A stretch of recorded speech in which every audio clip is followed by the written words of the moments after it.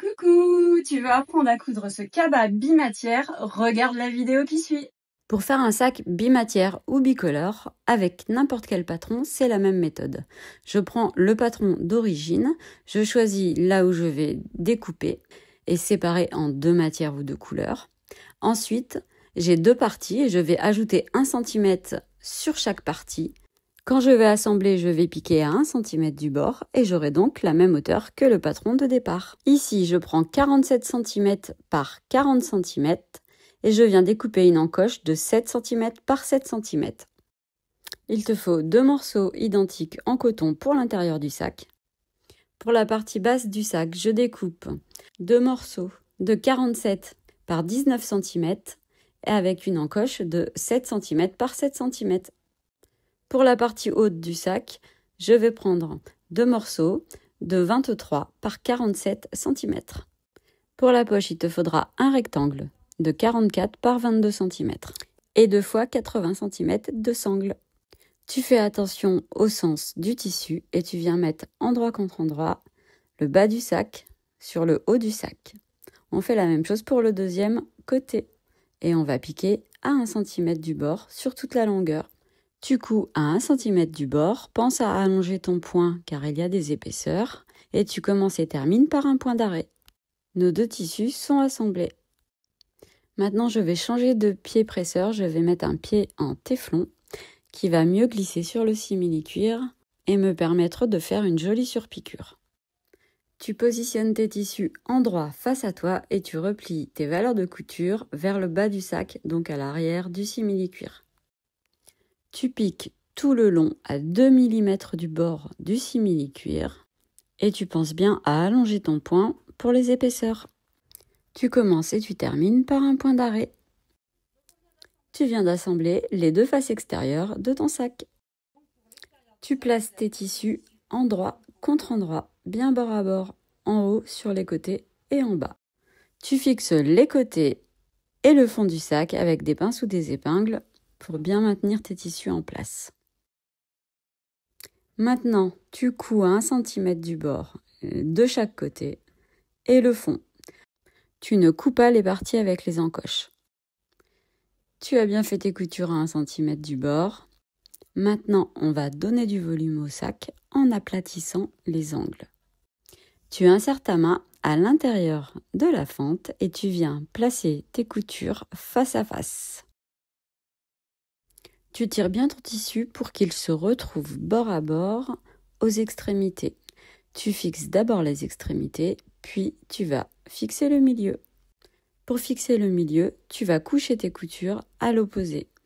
D'un côté dans un sens, de l'autre côté dans le sens opposé, pour éviter d'avoir toute la matière du même côté. Tu viens de former le fond du sac d'un côté, tu vas faire la même chose de l'autre côté. Couture face à face et tu mets des petites pinces. Tu vas coucher tes coutures, mais tu fais attention de les coucher dans le même sens que l'autre côté. Tu viens de créer le fond de ton sac. Maintenant, tu vas piquer chaque angle à 1 cm du bord. Une fois que tu as cousu tes 2 côtés, tu retournes le sac à l'endroit et tu pousses bien tes angles pour qu'ils sortent parfaitement.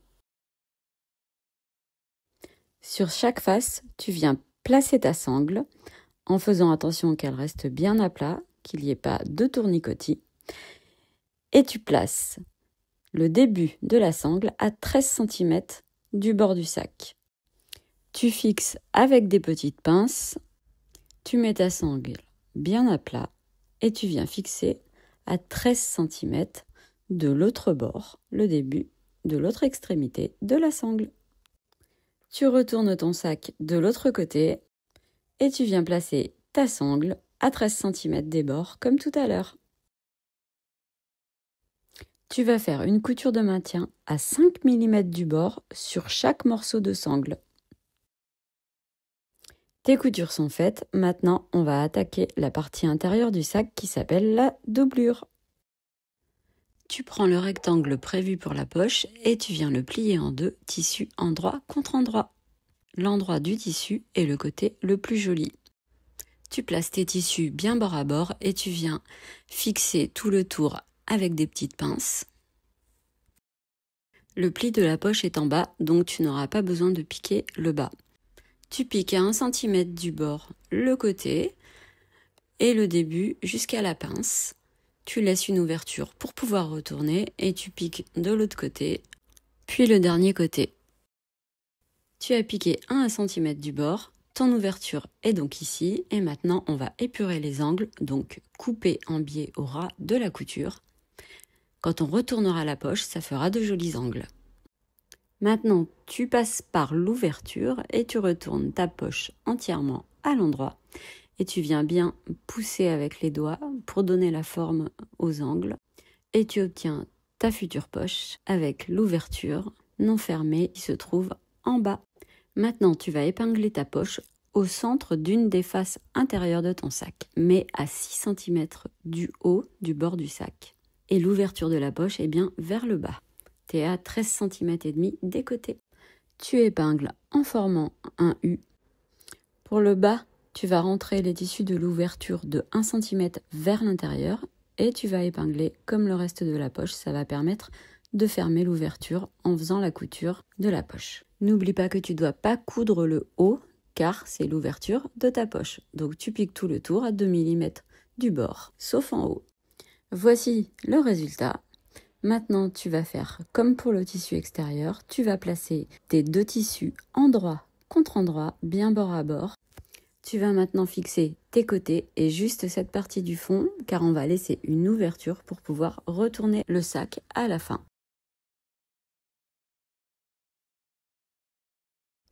Tu vas coudre à 1 cm du bord de chaque côté et à 1 cm du bord la partie jusqu'aux petites pinces rouges juste ici. Lorsque tu as fait tes coutures, tu vas maintenant aplatir tes angles comme on l'a fait pour le sac extérieur. Donc tu glisses tes doigts à l'intérieur de la fente et tu viens placer tes coutures face à face. N'oublie pas de coucher tes valeurs de couture à l'opposé. Tu épingles ou tu fixes avec des pinces tout le long et tu fais la même chose de l'autre côté. N'oublie pas de coucher les coutures du fond dans le même sens. Tu piques à 1 cm du bord de chaque angle.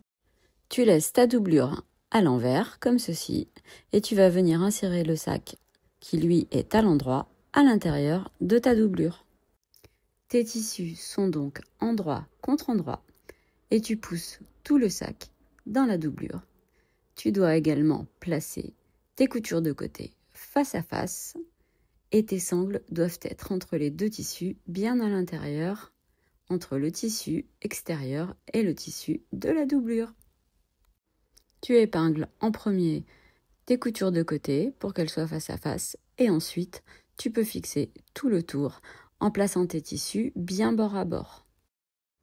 Tu couds tout le tour à 1 cm et demi du bord. Ta couture est faite, tu peux maintenant retourner le sac à l'endroit. Tu passes par l'ouverture qu'on a laissée au fond de la doublure et tu viens sortir toute la matière à l'extérieur. Maintenant, il reste à refermer l'ouverture qu'on a laissée dans la doublure. Donc, tu vas bien rentrer tes tissus de l'ouverture de 1 cm vers l'intérieur de la doublure. Tu viens épingler ou fixer avec des pinces tout le long et on va piquer à 2 mm du bord tout le long de l'ouverture. Une fois que tu as fermé le fond de ta doublure, il ne te reste plus qu'à pousser toute la doublure à l'intérieur de ton sac. Maintenant, tu vas préparer le haut du sac pour faire une jolie surpiqûre qui tiendra en place tes tissus et qui solidifiera tes sangles. Donc, tu places bien tes tissus sur la tranche. Ni le tissu extérieur ni le coton ne doivent dépasser et tu mets des pinces ou tu épingles tout le tour. Tu piques tout le tour à 2-3 mm du bord en allongeant bien ton poing. Et voilà, abonne-toi pour plus de tutos. À bientôt!